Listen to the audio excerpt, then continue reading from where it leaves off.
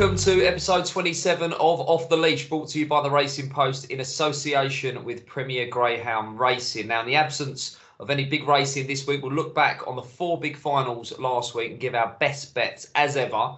We're in top class company. Tony Bullen of the Racing Post joins us. Tony, how's your form?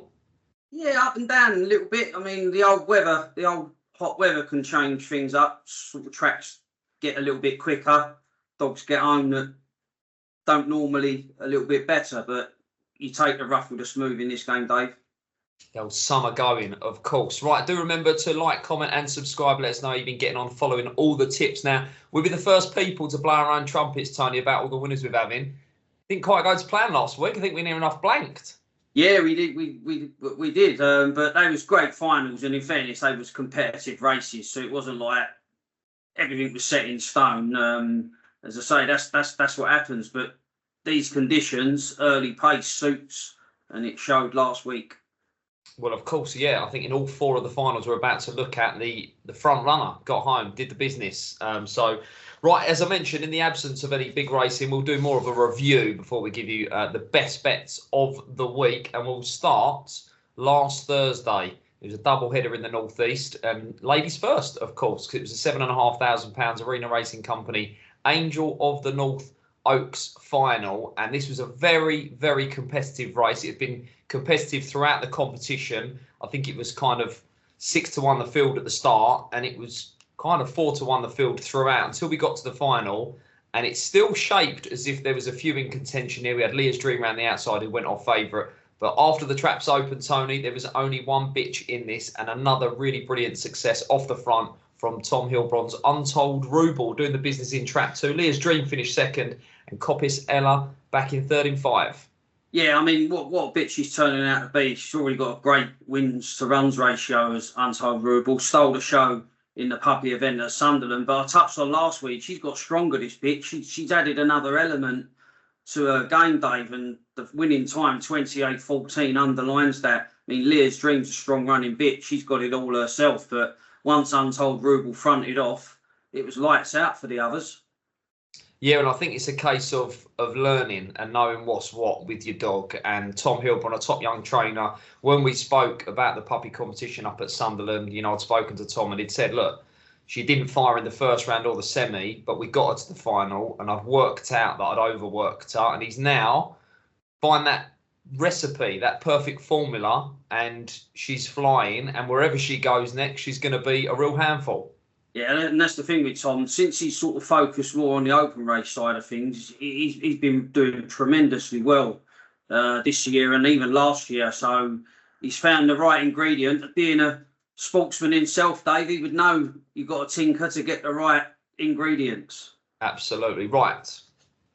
Now on to the main event.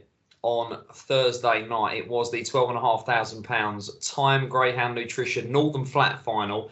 Now, we previewed this race last week and we certainly had plenty of reservations. We were both against Wiki Ned, not running the track, not running the bend smooth, which is what you're looking for when you're trying to find a winner in greyhound racing, fluent bend running. However, the fact remains that Wiki Ned did the business off the front here. Now, we broke moderately, but he paced up really, really smartly. Bars rivals out the way, and then again into that third turn, Tony, we saw him dab the brakes on, and it almost worked in his favour. It did work in his favour on this occasion. He's put 28.81 up on the board. He was in trap 2, Slingshot Sam in 3, Romeo Crossfire in 1, and the winning time tells a bit of a story as well, because we know how good Wiki Ned is. I'm the biggest fan of this dog going. I've championed him since he won the Gym Crack. He was brilliant at Toaster, but he is far better than a 28.81. Yeah, I mean, you make your own luck, and Wiki Ned certainly did that. He showed the pace to the turn, barged his way round. He was sort of a wrecking ball going into the turn, but he's a winning greyhound. Put the race down again at Newcastle, I'd take him on all day long. The winning time tells you he's clearly not at home, if that makes sense, but class he is, and he runs like you think he's got a niggle going into the third bend, but straightening up, he's another dog just be getting, to my eyes, he's getting strong. Like, because the way he asserted up the home straight, there was still plenty of fuel left in the tank, but I think you'd give him a solo trial, he'd probably do that round Newcastle. For some reason, he just doesn't like it. The old saying, horses for courses. The fact remains that Wicky Ned was the winner of the Northern Flat. You know, when it's all said and done, he's won the competition. He's now won 2 Cat 1s already this year. Bresbet, of course, the sponsor of the Gimcrack, put the £10,000 bonus up for the Steel City Cup should the Gimcrack winner go on and win that. So long term, that is the target. But the kind of the 480 at Monmore, you think would suit with the Gold Cup not too far away? Yeah, again, with the sun on their back, these dogs should really be thriving at this time of year. Tracks are running pretty quick. As I say, I just think he ran at Newcastle like they were saying to miss, but there clearly isn't. And I think he'll show that on his travels that it was just a Newcastle thing. Yeah, it'd be interesting to see where he turns up next. Wicky Ned, well done to Jimmy Finnick and owner Neil McGregor there. Right, it was a Cat 1 double header on Saturday night at Hove. Absolutely brilliant stuff. You had the stars of 4 bends, the stars of 6 bends on show. And we'll go in chronological order. We mentioned last week that the home team was a very, very strong one. And it turned out that locally trained Greyhounds won both of the big finals. Now, if you look up the definition of quick away, I think you might see a picture of Newin Benny here, Tony, because this was something else out of the boxes. He was in 6 for the Sussex Cup final, wasted Monday in 5. Droopy's Clue in track 2 endured a rough ride early on, running an incredible race to finish 3rd. Winning time 29.75. Quick away, always led. Yeah, and all credit to Derek Knight. Obviously won this last year at Candle in Monsoon. That fella failed to defend the title, but Newin Benny has been showing ferocious early pace on home soil. He's made a really decent start to his career, and that was the only way he won the race, Newin Benny, by smashing out, winning the early battle. He was denied the luxury of leading when beaten in the semi-finals by a kennel mate. But this time he got on the skin.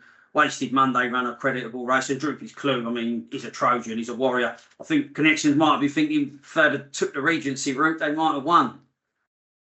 Yeah, I suppose, hindsight's a wonderful thing, isn't it? But nice performance. And as you say, back-to-back for Derek Knight, and shows that he's a brilliant trainer, Derek. You know, the only way this dog could possibly win in this class is with a start like that. And that's exactly what he produced.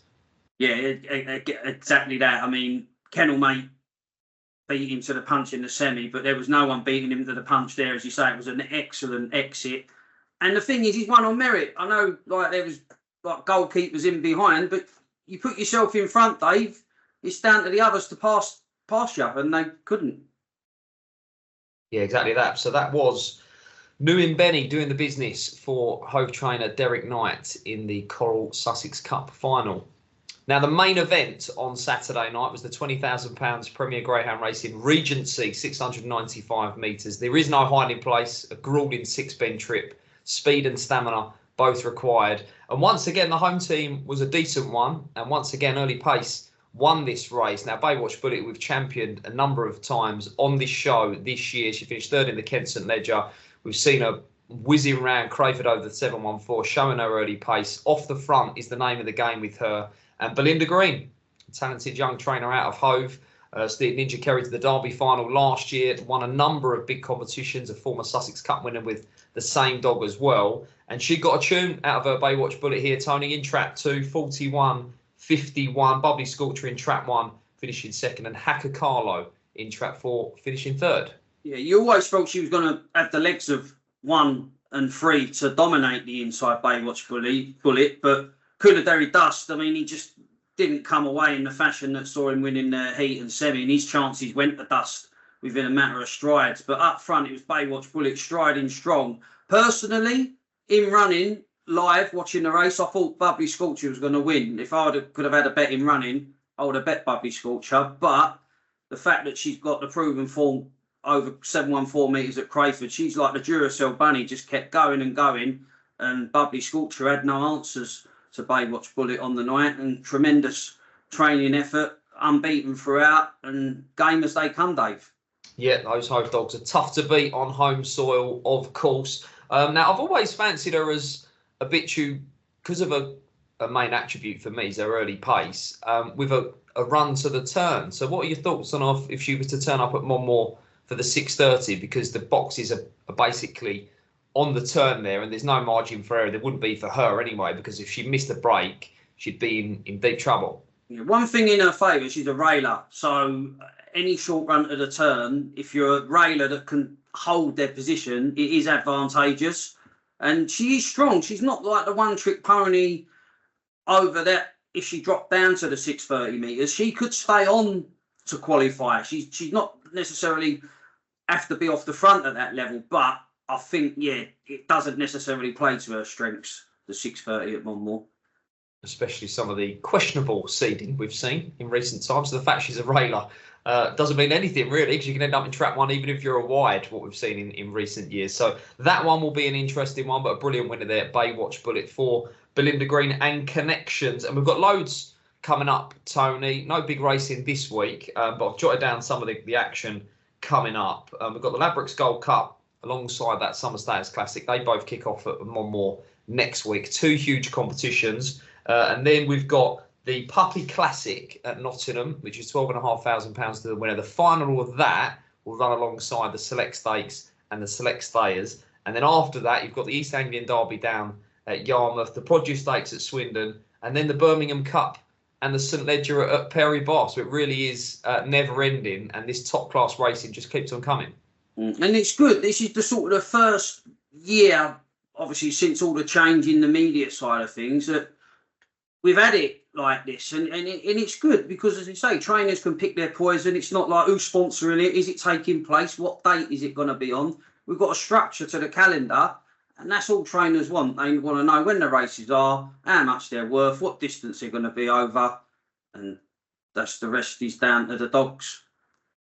Absolutely. Before we get into the best bets of the week, there's one dog I wanted to mention who you actually put up to win the Northern Flat. Now, he didn't win the Northern Flat, but he caught the eye winning on the supporting card, and I think he might be a dog to keep an eye on going forward. Not entirely sure where he'll turn up. Maybe he'll turn up at Monmore, but Romeo Jackson. Now this dog, they've now put the middle seed on him, and he's starting to come away, show his pace, and he looks a real handful, doesn't he? He's an aeroplane day. I saw him running the British bred maiden derby, and it was an above average event. That sometimes you look at them events and you think not that great, but there was a couple of decent dogs that come out of that, and he's an aeroplane on his day. The only worry I've got for him is consistency. I think to string 5 races on the spin consecutively in a competition might just be his downfall, but there's no doubt when everything clicks, he can go toe to toe with the best, as that winning time last week showed. Yeah, did you see the pup that I mentioned, Missile 1 for Seamus Kyle in the final race? Absolutely desperate on Saturday night. Back out again this week on Thursday. What are your thoughts on that one? Well, he'll win Thursday. I think he'll be very short, and yeah, there's no doubt he's got to open his account soon at that level, and then it's just a case, how do you cope when you take on the big guns? But there's no doubt that he's got a bit of pace about him. Will be a warm order on Thursday, but he should oblige. Yeah, nice crop of youngsters coming through. March on Freddie was absolutely brilliant in Nottingham on Monday night. Those two might go toe to toe in that Puppy Classic up at Nottingham. So loads of smart youngsters coming through, loads of big competitions coming up as well for you to get stuck into. Remember, all the action live on Sky Sports Racing behind the red button on the Premier Greyhound Racing service. Right, it is that time of the week then for the best bets. We drew a blank last week, but fear not, I'm confident we'll be back on the winner's podium. Tony Bullen, anywhere you want this week, Thursday onwards, where are we off to? Yeah, I've gone to Crayford. There's a final on Sunday evening at 7:33, and I'm going to be with Miss Sid. Now, we talked about like your Romeo Jacksons, who's brilliant on their day. Well, Miss Sid is brilliant on her day, but she's been turned over at 7 on, 5 to 2 on, 2 to 11 at Crayford. So she's not one that you can say is an absolute certainty, but I like the attitude she showed last weekend. I mean, Queen of Crayford, Lochiel, Jess was in that particular race, and I thought Cantor Mills had nicked the race when hitting the front. But one thing that Miss Sid looks like she's done, she's got stronger. She's sort of changed her style a little bit. I think she can just mind her own business out wide. I think the Punk Rock Rose who beat her recently will set the target for the others to aim at. And with an uninterrupted passage, Miss Sid for Rick Holloway swoops to conquer in the latter stages, Dave. There we go, the 5:40 final. Then 7:33 at Crayford on Sunday for Tony. I'm going to Romford on Friday night. Arguably one of the most competitive races of the week in terms of the market. But because of the makeup of this race, I'm going to go in the 946 with trap 3, Romeo Hotshot for Craig Morris. Now, this is a dog who I think breaks best out of 3. There's not a lot of speed up on his inside. And if he cuts loose, this is a dog that could certainly dip inside 35 seconds. He's shown that previously. And because of how good the race is, you've got the likes of Mini Bullet on the inside, Untold Pang, I think Mad for Sterling's in there as well. The price will hold up. So I think if we can get him off the front and he's 2-1 or bigger, that is a great bet. And if you could spend the rest of your days backing dogs off the front at 2-1 at Romford, over the 5.75, dipping inside 35 seconds, that is a path to riches. So that will do for me. I think he's going to be a tough nut to crack, and I think he'll get off the front. Talented young trainer at the end of the lead in Craig Morris. So Romeo Hotshot off the front Friday night for me at Romford. That is it then, Tony. We're going to be off for a couple of weeks now. The action comes thick and fast. It really does. Now, we won't see the draws for the Monmore competitions to the back end of next week. But have you got your eye on anything? I'm throwing you a curveball in there. I've not warned you in advance of this question. But anything you like for the Summer Stayers of the Gold Cup that's likely to turn up? Well, I think it's going to be, New Destiny's thrown down as major marker in a couple of trial stakes. But I think it's going to be one of the hotly contested races that we've seen of the year, Dave. Last time out, I always remember the Droopy's Clue taking on From Post to Pillar. That was a real buckle, and Arctic Bears broke the track record at Toaster over the 500 metres. It could be a very interesting clash if they meet. I was a little bit surprised New Destiny went for the Sussex Cup because she'd stole the show in the Coronation Cup at Romford, but she's posted some extraordinary times prepping for the Summer Stayers at Monmore. It's going to be red hot, and the draw is going to be crucial. Make no mistake.